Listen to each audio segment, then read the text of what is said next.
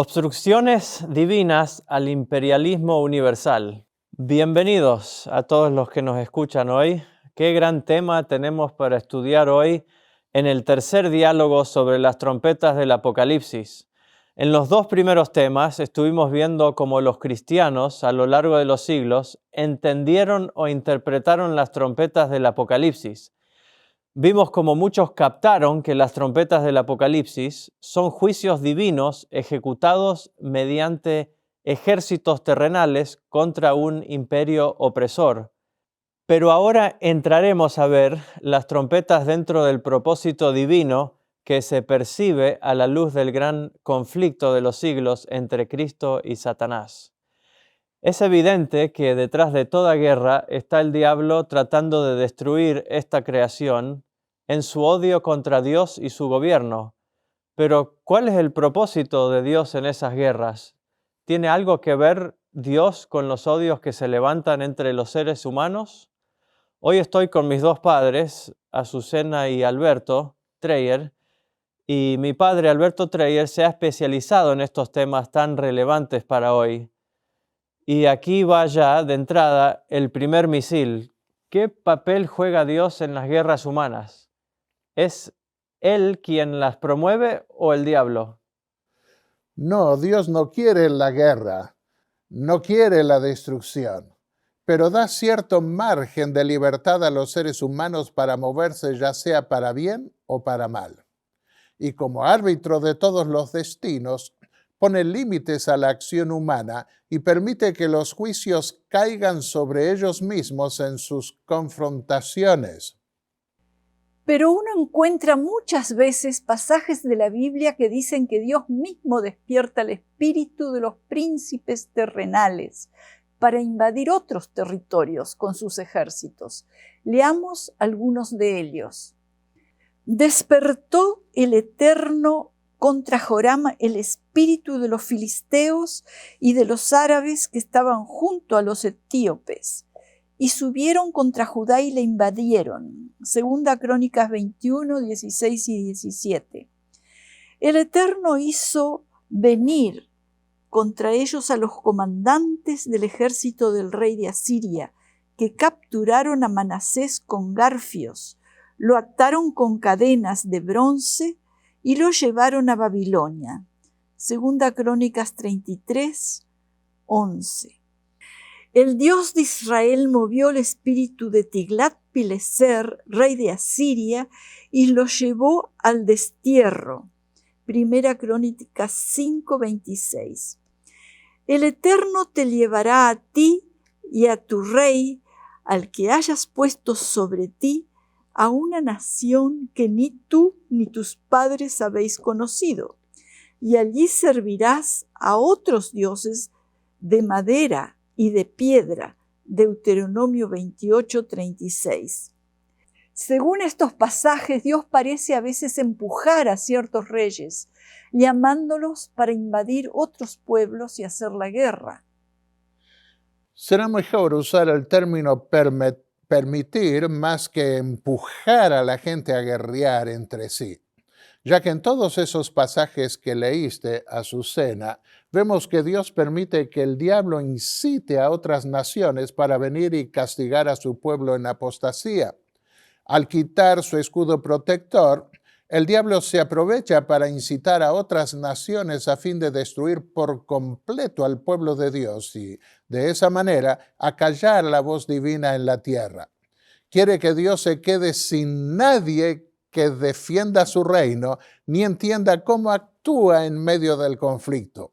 Eso lo podemos ver comparando dos pasajes que relatan el mismo episodio.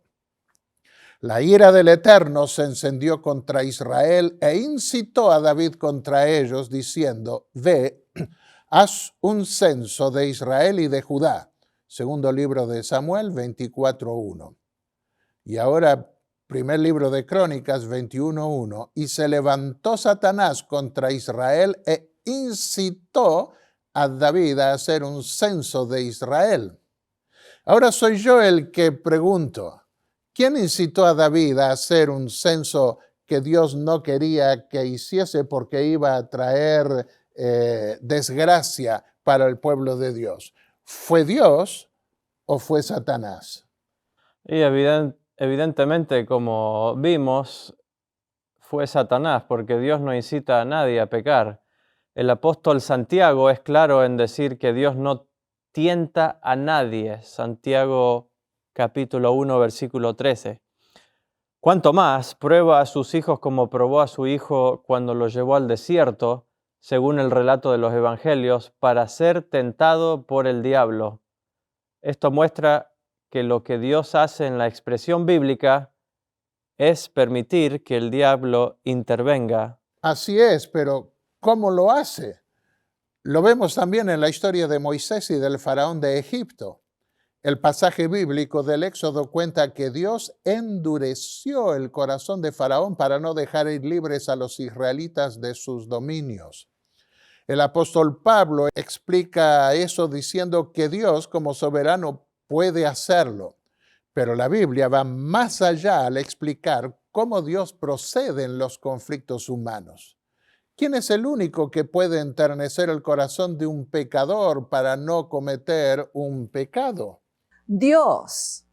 Y el Espíritu Santo. Y siendo que Dios es quien da su espíritu al que se lo pide, cuando alguien lo rechaza, se lo quita y su corazón se endurece, ya que Dios no fuerza la voluntad de nadie. Quiere decir entonces que cuando Dios decide castigar a alguien o a un pueblo, retira su espíritu refrenador que pone sobre los hombres y deja que se castiguen a sí mismos mediante peleas y guerras que a veces, por la dureza del corazón de ellos, pueden volverse interminables. Correcto. ¿Cómo llama Dios a los pueblos para que se levanten y se hagan la guerra? Retirando su espíritu del corazón de ellos. Y en su ira esos pueblos reflejan en alguna medida la ira de Dios y cumplen aún sin saberlo la voluntad divina. Leamos Isaías 10, versículos 5 al 6. Oh Asiria, vara y bastón de mi furor, en su mano he puesto mi ira.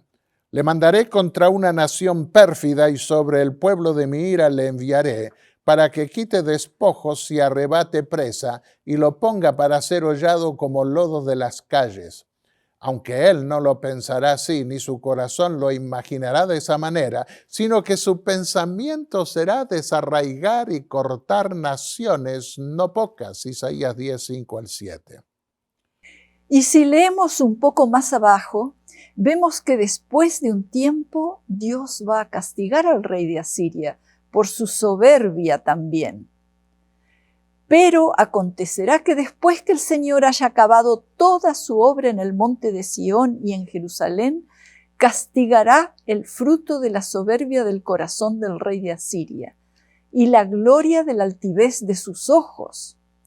¿Se gloriará el hacha contra el que con ella corta? ¿Se ensoberbecerá la sierra contra el que la mueve?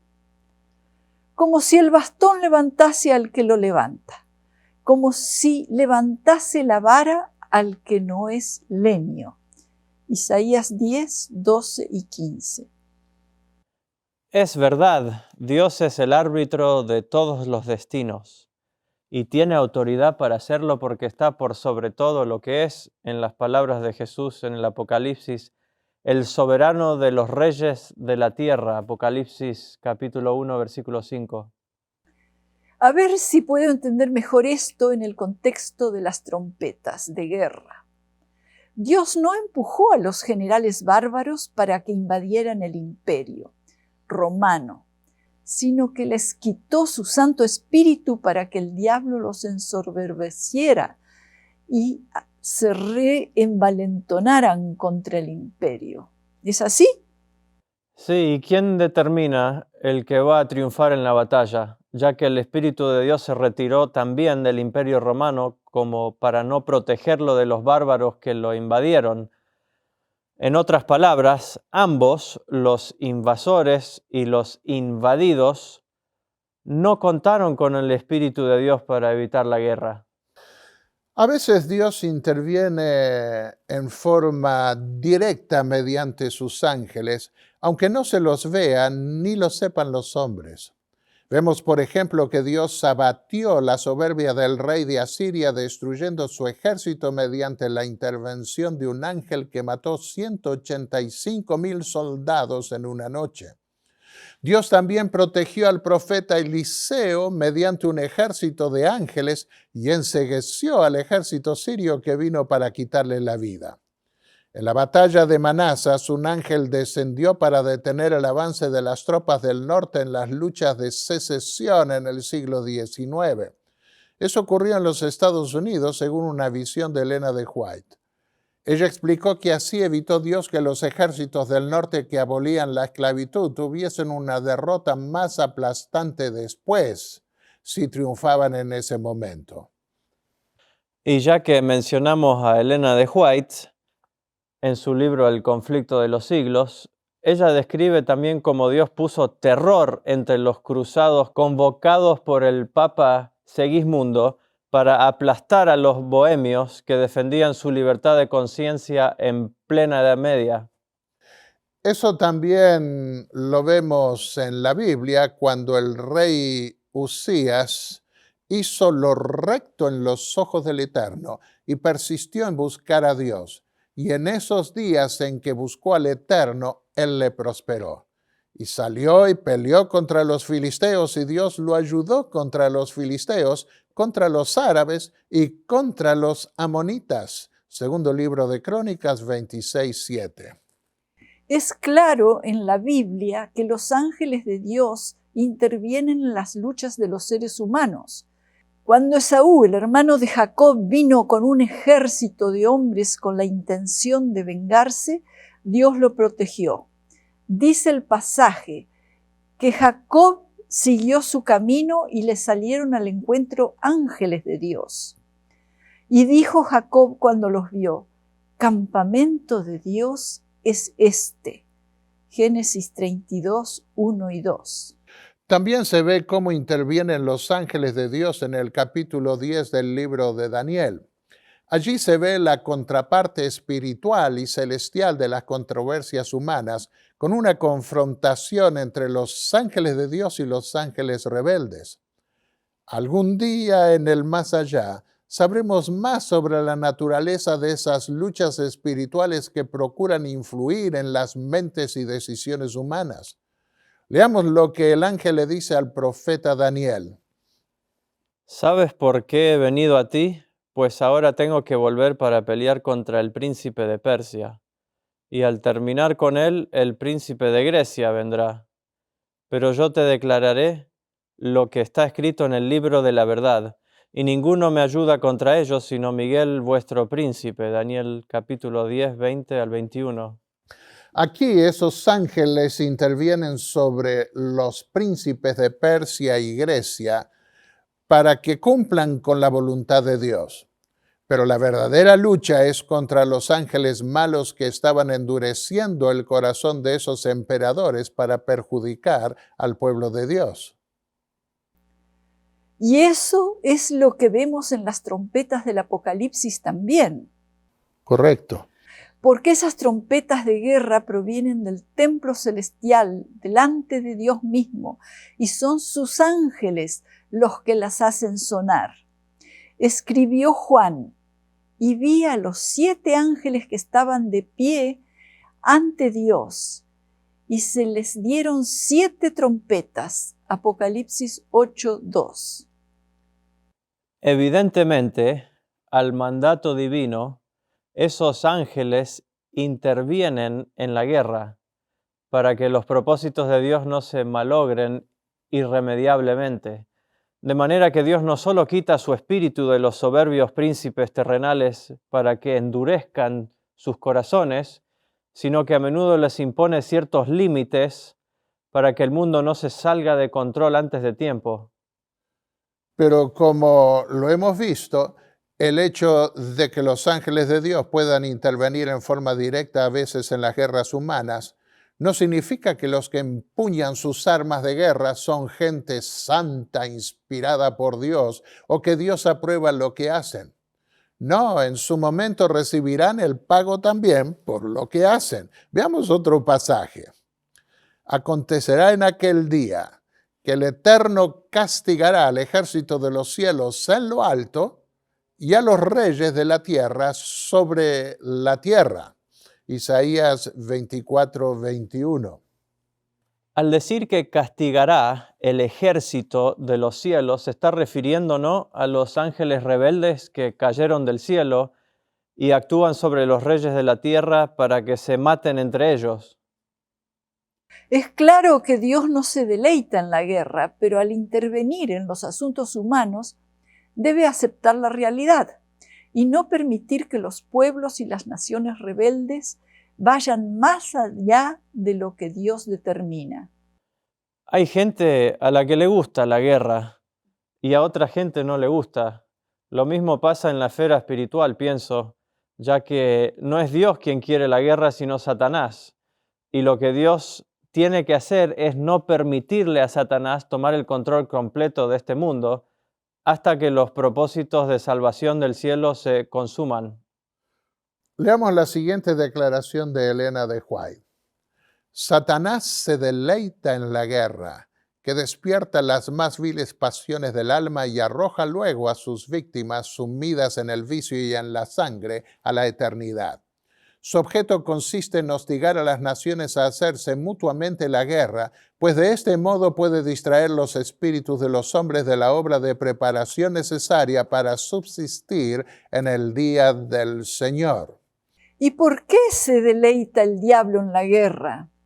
¿Por qué se ensaña tanto contra Dios y la gente? Cuesta entender que haya un ser tan perverso, tan malvado. ¿Y por qué hay gente a la que le gustan las peleas de gallos o de perros o de box? Aunque cueste entenderlo, tenemos que aceptarlo como una realidad porque lo vemos a diario.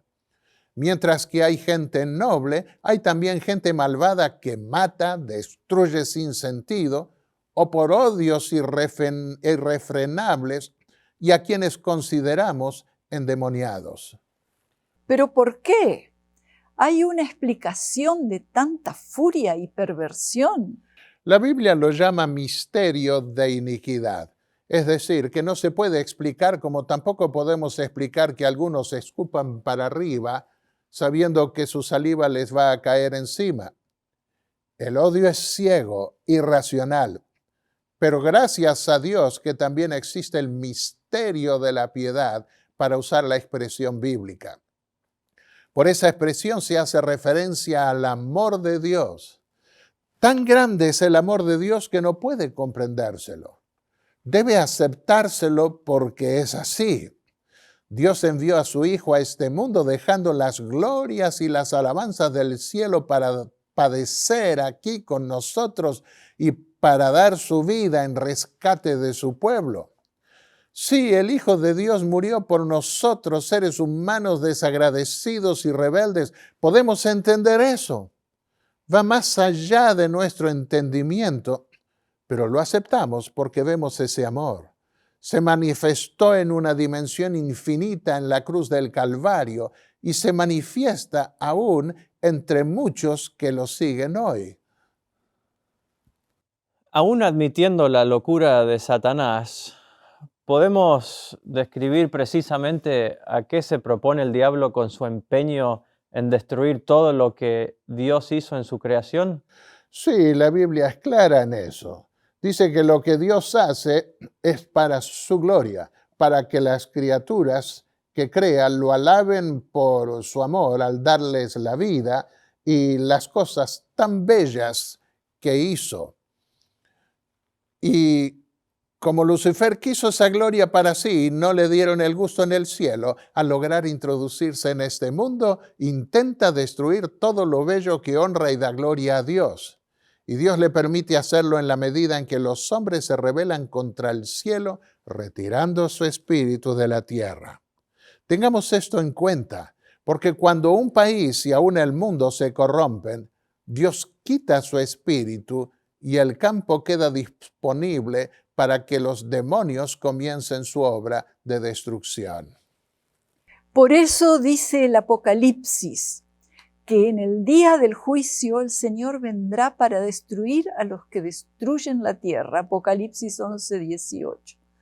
Llama la atención que en la quinta trompeta de guerra Dios llame al ángel del abismo, Abadón en hebreo, Apolión en griego y destructor en castellano. Es evidente que Dios retiró su espíritu refrenador de los ejércitos que se lanzaron a la guerra contra el imperio opresor. El texto dice: tienen por rey sobre ellos al ángel del abismo, cuyo nombre en hebreo es Abadón y en griego Apolión. Apocalipsis 9:11. Esto es destructor. En Jeremías 51 vemos que Dios repite varias veces que los que se levantan contra Babilonia cuando le llega la hora de su juicio son destruidos, vienen para destruirla. No tiene razón el diablo para rebelarse contra Dios y buscar destruir todo lo que Dios hace. Por supuesto que no. Porque Él no es el creador. Pero Dios sí tiene todo el derecho de ser honrado por sus criaturas, por darnos la vida y por habernos creado a su imagen y semejanza, según la historia de la creación. Todos aquí hemos sido hijos y padres y sabemos lo que es estar agradecidos a nuestros progenitores terrenales al habernos cuidado durante tantos años hasta que crecimos, y sabemos también cuánta alegría nos da cuando nuestros hijos nos reconocen como padres. Un músico compone canciones para que otros disfruten, escuchándolas. Y lo mismo hace un pintor cuando pinta un cuadro. ¿Está mal eso? Por supuesto que no, siendo que lo que hacemos es para alabar a Dios y complacer a los que nos escuchan, es natural que nos sintamos también complacidos cuando otros agradecen nuestro esfuerzo para alegrarlos. Por ese mismo hecho podemos imaginarnos cuánto sufre Dios cuando el diablo logra arrebatarle tantos hijos que creó para su gloria, sin importarles que se perderán la vida eterna. ¿Pueden los padres alegrarse con hijos rebeldes? Pero Dios aceptó la nueva realidad que introdujo el pecado en ese mundo porque sabía que mediante su gracia y amor iba a poder ser glorificado por muchos de sus hijos que responderían a su amor. Después de dispersar a muchos por el mundo, se proponía reunirlos para complacerse en la alegría de la salvación de ellos. Leamos Isaías 43, versículos 1 al 7, algunos de esos pasajes. Así dice el Eterno, creador tuyo, oh Jacob, y formador tuyo, oh Israel. No temas, porque yo te redimí, te puse nombre, mío eres tú, porque a mis ojos fuiste de gran estima, fuiste de gran valor, y yo te amé. No temas, porque yo estoy contigo. Del oriente traeré tu generación, y del occidente te recogeré. Diré al norte, da acá, y al sur, no detengas. Trae de lejos mis hijos y mis hijas de los confines de la tierra, todos los llamados de mi nombre, para gloria mía los he creado, los formé y los hice. Eso muestra que una vez que entró el pecado en el mundo, Dios vio que debía aceptar entrar en la guerra si quería salvar esta creación. En eso consiste el gran conflicto entre Dios y Satanás, el ángel rebelde. Lo vemos bien al comienzo en el relato de la introducción del pecado, cuando Dios le dijo a la serpiente: esto es al diablo por haber engañado a nuestros primeros padres. Pondré enemistad entre ti y la mujer, y entre tu simiente y la simiente suya. Esta te herirá en la cabeza y tú le herirás en el calcañar. Génesis 3:15. En esa guerra entre el bien y el mal, Dios puso las condiciones. El diablo no iba a tener vía libre para actuar. Su poder iba a ser resistido, pero cada vez que triunfase en corromper al mundo, iba a acusar a Dios de haber hecho una creación mala, pretendiendo que la ley que Dios puso en esta creación, nadie podría guardarla.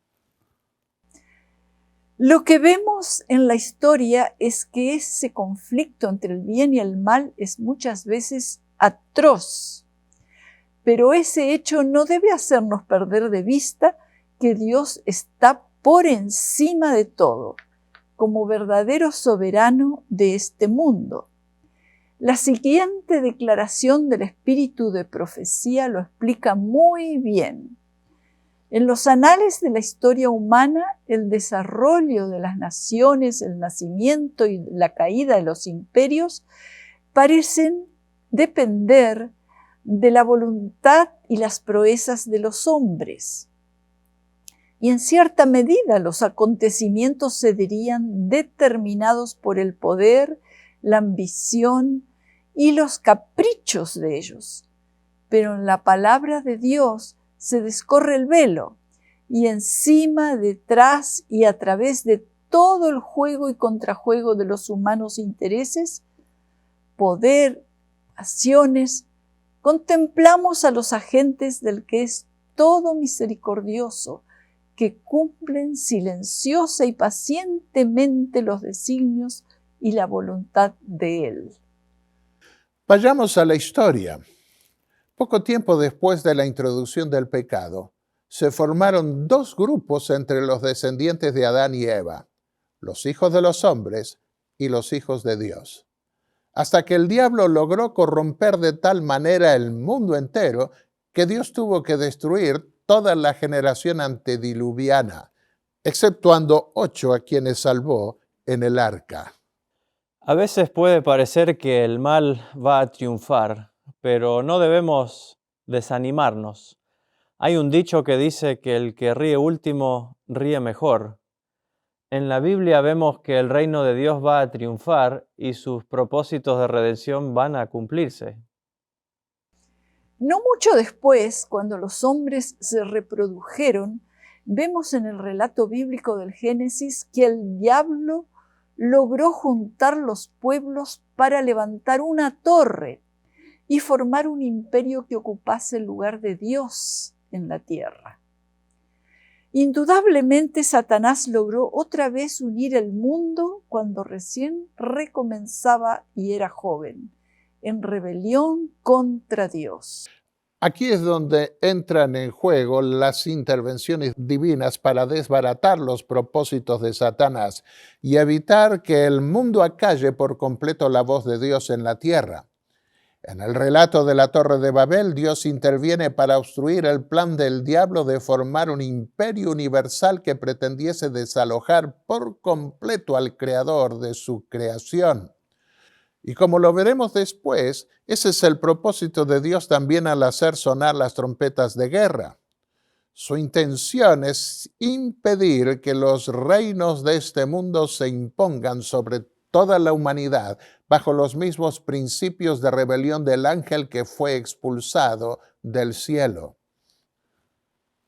¿Y cómo podemos saber que es Satanás quien está uniendo a los países del mundo en rebelión contra Dios? Porque lo que se esconde detrás de los grandes imperios de este mundo es la soberbia, el deseo de gobernarse no por las leyes divinas, sino por los principios déspotas de los ángeles caídos. Y lo que hace Dios entonces es humillar la altivez del hombre y de los reinos opresores que se engrandecen a sí mismos cuando logran imponerse sobre todo el mundo. Dios respeta el libre albedrío de los seres humanos y de las naciones, pero a todos les pone un límite. Y debe aplastar la soberbia humana cuando ésta se vuelve insolente contra el Dios del cielo. Por eso dijo Jesús: todo el que se ensalce será humillado, y el que se humille será ensalzado. Lucas 14:11. Antes de ver cómo Dios frena mediante las trompetas del Apocalipsis la soberbia del Imperio Romano en sus diferentes fases, será bueno considerar brevemente cómo lo hizo en la historia antigua de la Biblia. Comencemos con la historia de Babel, en donde se levantó el primer emperador del mundo. Ese emperador fue Nimrod. La historia bíblica dice que fundó las dos ciudades que iban a prevalecer y transformarse en dos imperios sucesivos que combatirían al pueblo de Dios. Cus engendró a Nimrod, que llegó a ser el primer poderoso en la tierra. Y el comienzo de su reino fue Babel, en la tierra de Sinar. De aquella tierra salió hacia Siria y edificó Nínive, Génesis 10:8. Y fue en esa primera ciudad, Babilonia, donde se quiso establecer el primer imperio universal, ¿no? Se establecieron en una llanura y por eso quisieron levantar una torre diciendo, y leo acá de Génesis 11, versículo 4, edifiquémonos una ciudad y una torre cuya cúspide llegue hasta los cielos, y hagámonos un nombre para que no seamos dispersados sobre la faz de toda la tierra. ¿Qué quiere decir esa expresión, cuya cúspide llegue hasta los cielos? Porque cualquiera puede saber que es imposible construir un edificio que llegue hasta el cielo superior, ¿no? Esa expresión revela la soberbia de Babel. Aparte de pretender no ser anegados por las aguas de otro diluvio, su intención muestra que querían erigirse en un imperio independiente de Dios. Con eso revelaban el mismo espíritu de soberbia de Lucifer, a quien el rey de Babilonia terminó representando casi a la perfección. Eso es lo que leemos en el relato de Isaías 14, 12 al 14. Puedes leer, Azucena. ¿Cómo caíste del cielo, oh lucero, hijo de la mañana? Cortado fuiste por tierra tú que debilitabas a las naciones. Tú que decías en tu corazón, subiré al cielo en lo alto junto a las estrellas de Dios. Levantaré mi trono y en el monte del testimonio me sentaré a los lados del norte. Sobre las alturas de las nubes subiré y seré semejante al Altísimo. Y Dios luego los dispersó, confundiendo su lenguaje. Leamos.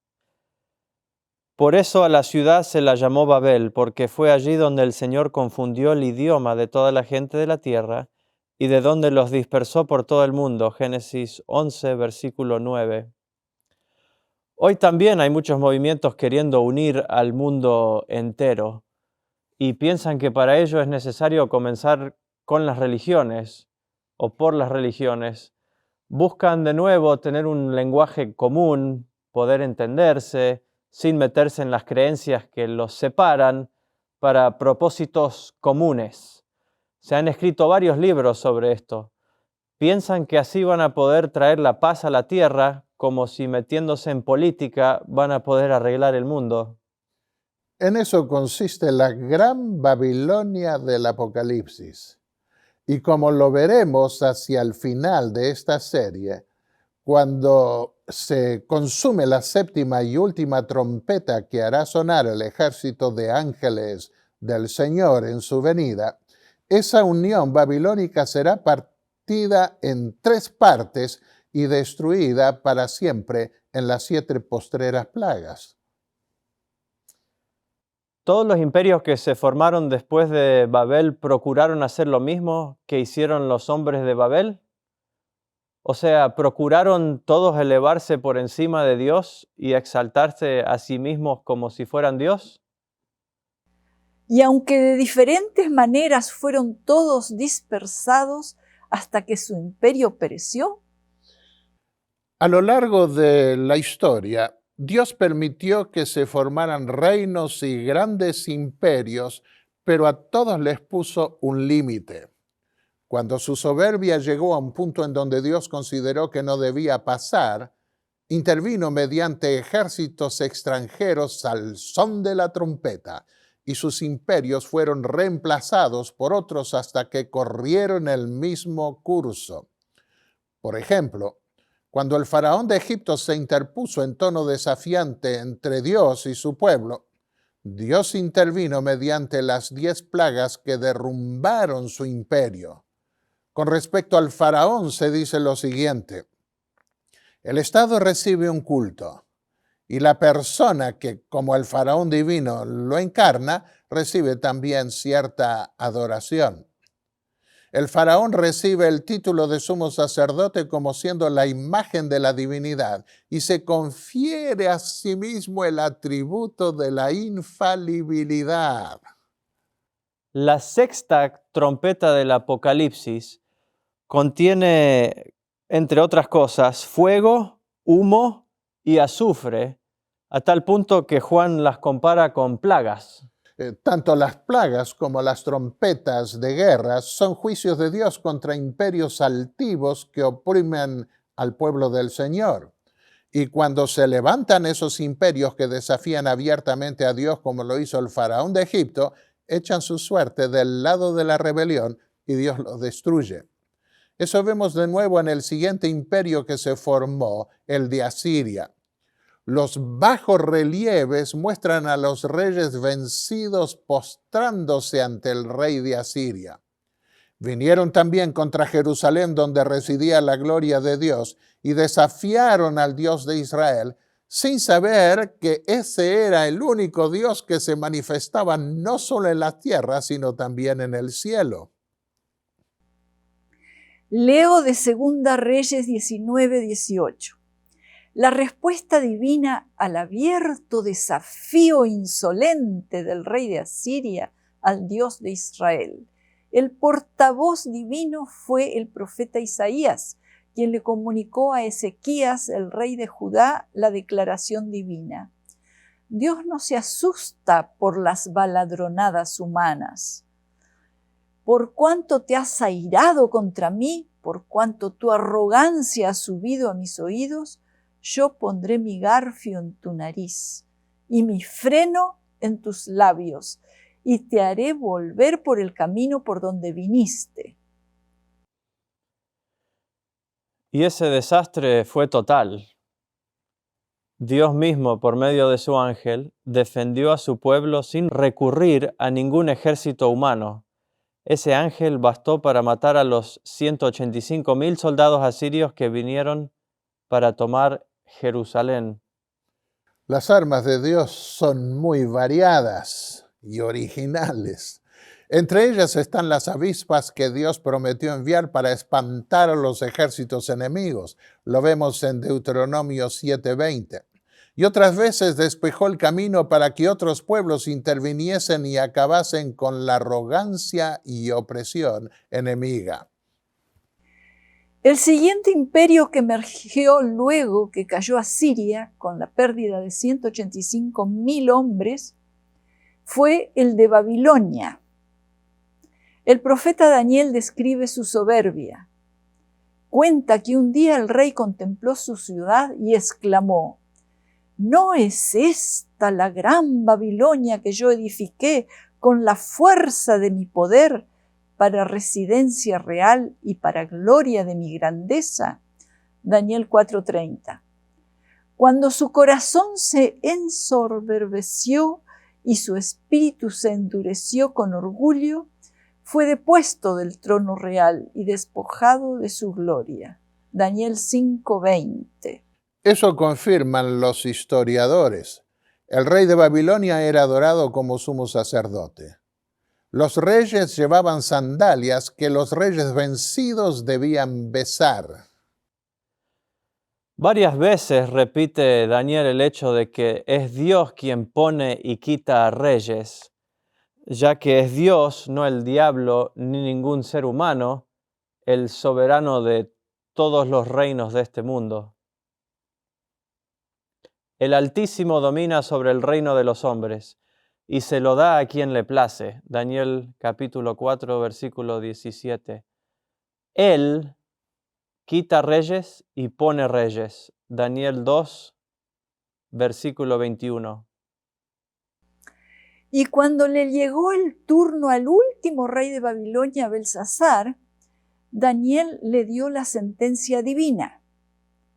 Y tú, su hijo o nieto, Belsasar, sabiendo todo esto, no has humillado tu corazón.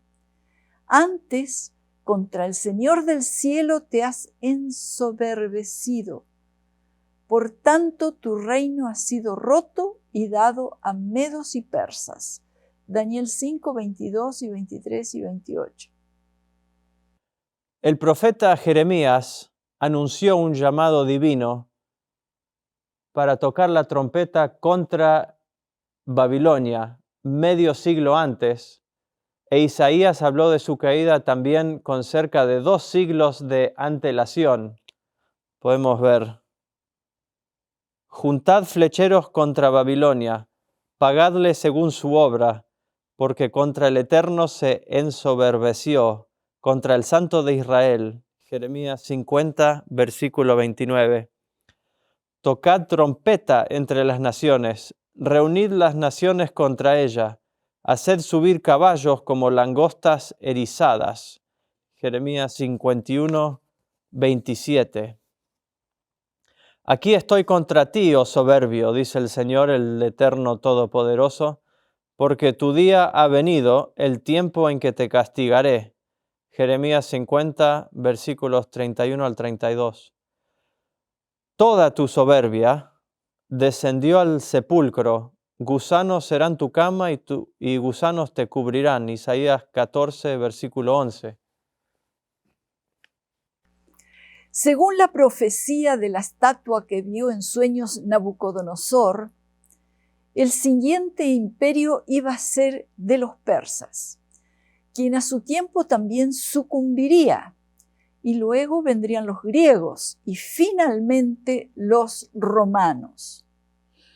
En cuanto al rey persa, nos cuenta el historiador Tobar en su libro Historia del Antiguo Oriente que el gran rey persa era el dueño absoluto del poder.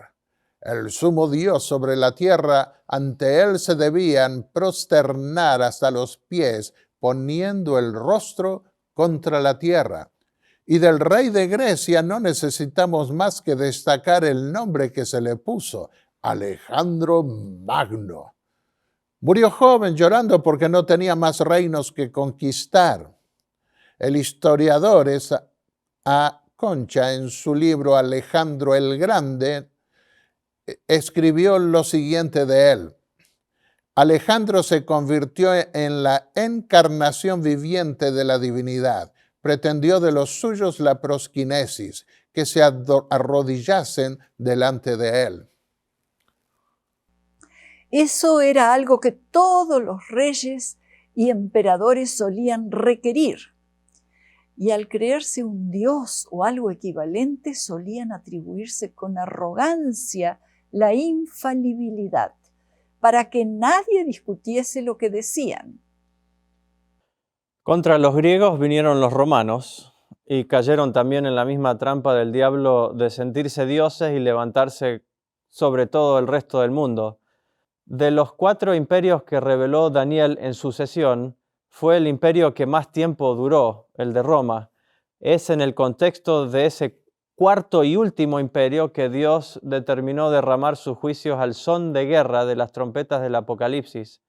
Eso lo vimos a vuelo de pájaro en los 2 primeros diálogos y volveremos sobre ello al estudiar en detalle las trompetas apocalípticas. Hay una declaración muy significativa del espíritu de profecía sobre el tiempo que Dios otorga a toda persona, a todo reino y a todos los imperios, incluso a todo el mundo. Es lo que hemos estado justo corroborando en la sucesión de los diferentes imperios que se sucedieron. Y eso sucederá hasta que el mundo entero caiga y Dios limpie la tierra para siempre de todo reino soberbio de maldad. Con infalible exactitud, el infinito sigue llevando cuenta con las naciones. Mientras ofrece su misericordia y llama al arrepentimiento, esta cuenta permanece abierta. Pero cuando las cifras llegan a cierta cantidad que Dios ha fijado, el ministerio de su ira comienza. La cuenta se cierra, cesa la paciencia divina. La misericordia ya no intercede en favor de aquellas naciones. Muchos se preguntan, ¿por qué Dios permitió y permite todavía a veces que el mal durase tanto tiempo con imperios terribles que masacraron a tanta gente en sus luchas de poder? ¿Por qué no acabó con esta miseria de una vez? Acepto que a Dios no le gusten las guerras, pero ¿por qué las soporta por tanto tiempo, permitiendo que los hombres se maten sin piedad y siembren la miseria por doquiera? Porque debía permitírsele al pecado dar su fruto para que todo el universo pudiese ver la verdadera naturaleza de la rebelión de Lucifer. Y es un hecho que todos sufren en esa guerra, buenos y malos, como en toda guerra. Dios mismo sufre al ver cómo se degrada su creación. Las palabras del Espíritu de Profecía en el libro Educación son significativas. ¿Por qué se permitió que el gran conflicto continuara a través de los siglos? ¿Por qué no se suprimió la existencia de Satanás al comienzo mismo de la rebelión? Para que el universo se convenciera de la justicia de Dios en su trato con el mal, para que el pecado recibiese condenación eterna. Página 297. Del libro Educación. Cuando los malvados surgen como la hierba y todos los que hacen iniquidad florecen, es para ser destruidos para siempre. Salmos 92:7. Sigamos con los romanos ahora. El último imperio que se iba a levantar y que sería destruido por el Señor con su ejército de ángeles en su venida es el que tiene que ver con Roma. En su primera parte se refiere a la Roma pagana de los Césares. Los historiadores afirman que el César se apoyó en las autoritas, en su poder sacrosanto de Pontifex Maximus y en la ascendencia divina. Situaron sus estatuas en los templos y plazas de Roma, junto a las de los dioses, de un libro llamado Gran Historia Universal. El emperador Constantino se convirtió nominalmente al cristianismo, pero como lo hicieron sus sucesores, siguió con su formulario pagano, reconstruyendo el culto imperial. A los títulos que ya se habían atribuido sus antecesores, como Augusto, Pontifex, Máximo, Imperator, Perpetuo, Pater Patriae en latín, Constantino agregó para imperar sobre los cristianos los títulos de vicario de Cristo, obispo de los obispos, representante del unigénito Logos. ¿Qué hizo Dios para terminar con semejante farsa y soberbia? permitió que se levantaran los pueblos germanos y bárbaros contra el imperio, quienes estuvieron ya invadiéndolo desde el primer siglo. Al concluir ese mismo primer siglo, Dios predijo su caída en el Apocalipsis mediante las primeras 4 trompetas de guerra que anunció. Constantino estableció un ceremonial riguroso tendiente a destacar el carácter divino del emperador y mezcló el paganismo con el cristianismo. Y los cristianos de Roma terminaron aceptando eso para evitar la persecución. ¿A qué llevó el resultado? A un cristianismo híbrido que marcó toda la Edad Media, ya que incorporó los rituales paganos que disfrazó de cristianos y transfirió al Papa, que reemplazó al culto que se daba al emperador. El culto que se daba al César pasó ahora al papado romano.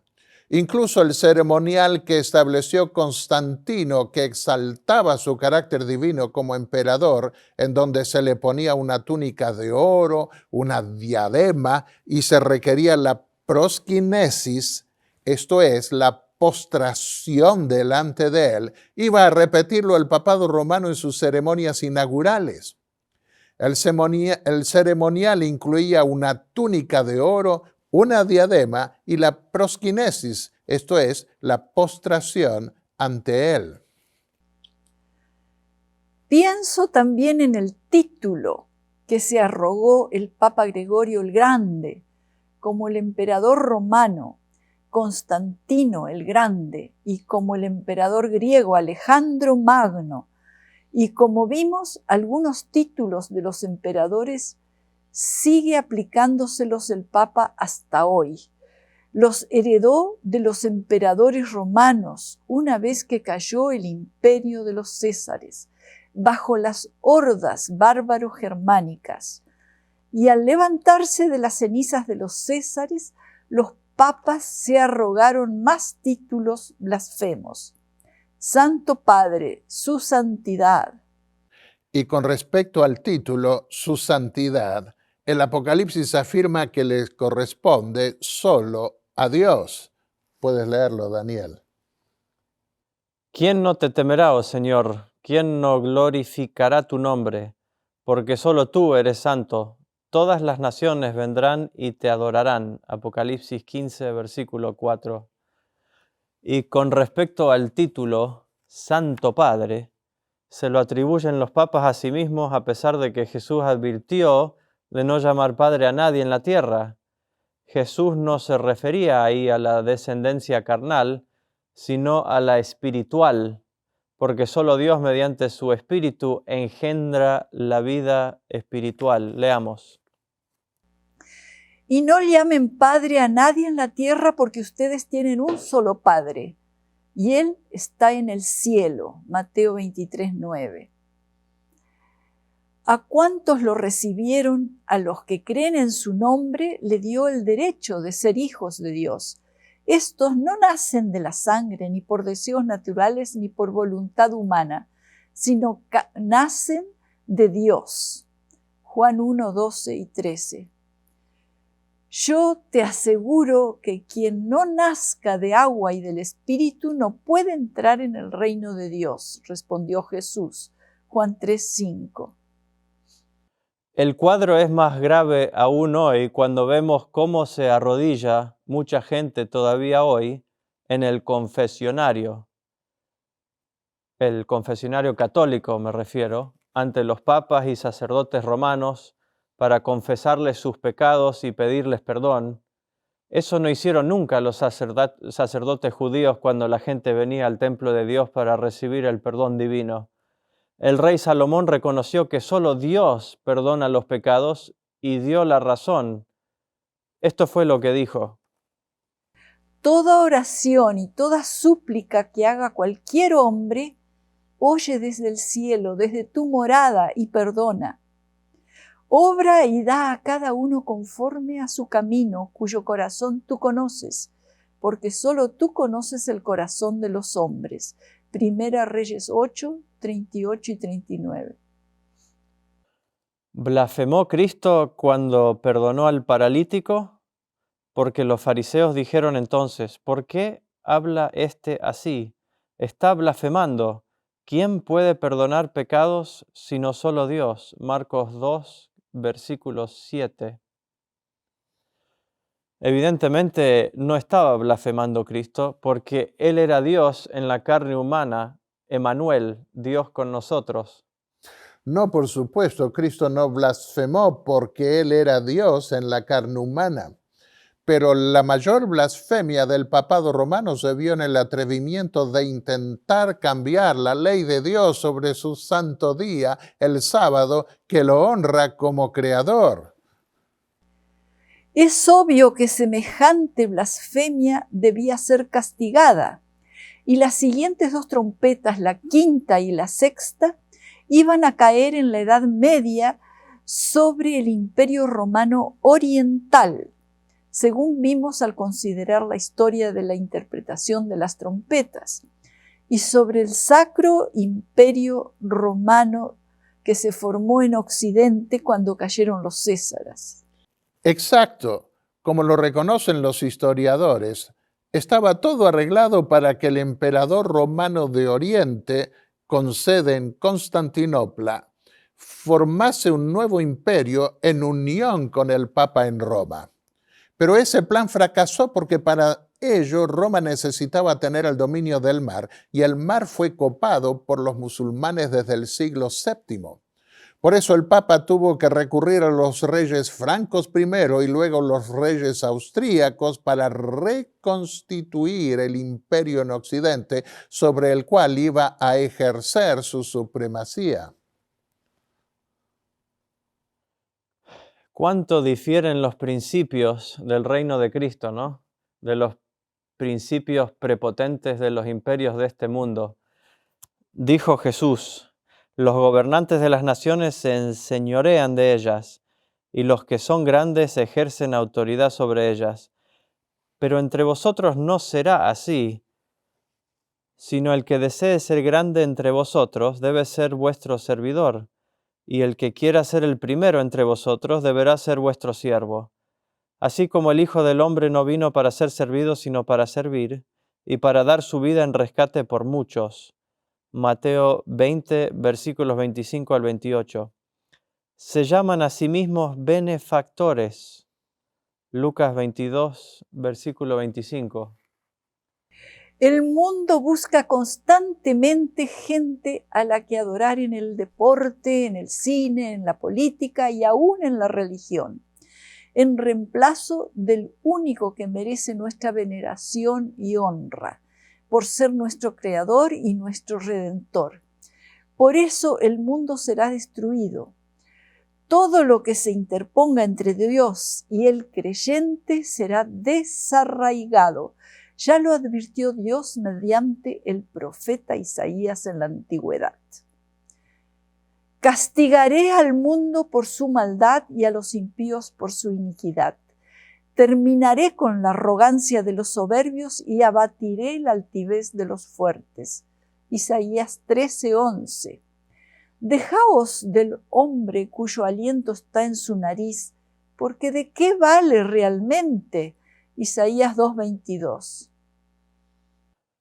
Muy bien, el tiempo se nos va y hay que cerrar este tema por hoy, pero creo que será conveniente hacerlo con palabras tan significativas como las del apóstol Pablo, que muestran la verdadera grandeza del reino de Cristo en contraste con la prepotencia y arrogancia de los reinos de este mundo, como vimos, ¿no?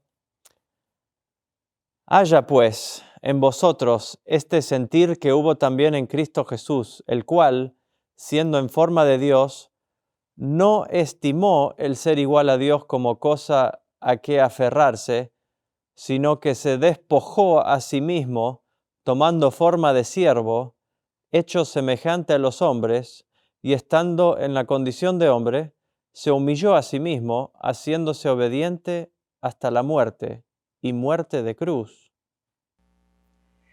Por lo cual Dios también le exaltó hasta lo sumo y le dio un nombre que es sobre todo nombre, para que en el nombre de Jesús se doble toda rodilla, de los que están en los cielos y en la tierra y debajo de la tierra, y toda lengua confiese que Jesucristo es el Señor, para gloria de Dios Padre.